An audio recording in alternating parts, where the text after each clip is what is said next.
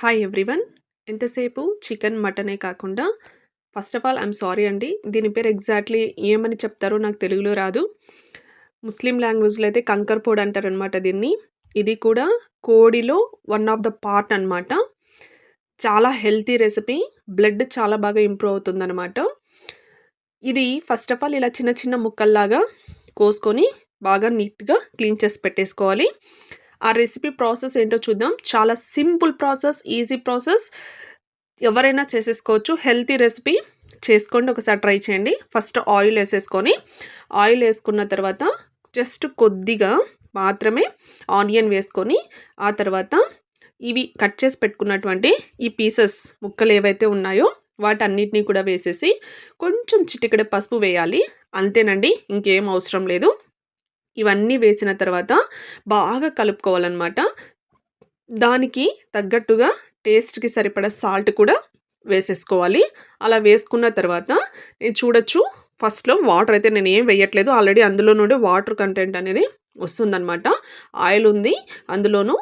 ఇది బాగా జస్ట్ ఒక 1 మినిట్ అండి నీట్గా ఇలా 1 to 2 మినిట్స్ ఇలా కలుపుకుంటూ ఉండాలి. సారీ, వీడియో అయితే సరిగ్గా రాలేదు, ఏమనుకోకండి. తర్వాత ఇలా వాటర్ మొత్తం అయిపోతుంది అందులో అన్నప్పుడు ఏం చేయాలంటే, ఇవి ఉడకడానికి కొంచెం టైం అయితే తీసుకుంటుందండి. దాదాపు ఒక 10 to 15 మినిట్స్ పడుతుంది. ఇది మాడిపోకుండా మధ్య మధ్యలో జాగ్రత్తగా చూసుకుంటూ ఉండాలన్నమాట.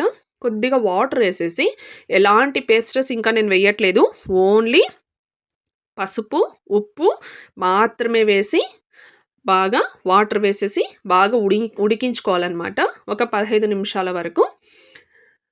అలా ఉడికిన తర్వాత చూడొచ్చు, బాగా వాటర్ అనేటటువంటిది డ్రై అయిపోయే వరకు అలాగే పెట్టాలండి. ఇలా వాటర్ అంతా బాగా దగ్గర అయిపోవాలన్నమాట. అప్పుడు ఆ పీసెస్ అనేవి బాగా ఉడికిపోతాయి అన్నమాట. మనకు చూస్తే తెలిసిపోతుంది. ఫైనల్ టచ్లో వచ్చేసింది. మనము ఒక 1/2 టేబుల్ స్పూన్ అండి వెల్లుల్లి పేస్ట్, నెక్స్ట్ ఒక టేబుల్ స్పూన్ వరకు చిల్లీ పౌడర్ అంటే ఎండుమిర్చి కారం, ఆ తర్వాత ఒక 1/2 టేబుల్ స్పూన్ వరకు ధనియాల పొడి, ఆ 3 వేసుకున్న తర్వాత ఫైనల్గా వచ్చేసింది. ఇంట్లో ప్రిపేర్ చేసుకున్నానండి నేను. చెక్క, లవంగాల, గరం మసాలా లాగా అనమాట పౌడరు. ఇవి 4 ఇంకేం వేయాల్సిన అవసరం లేదు.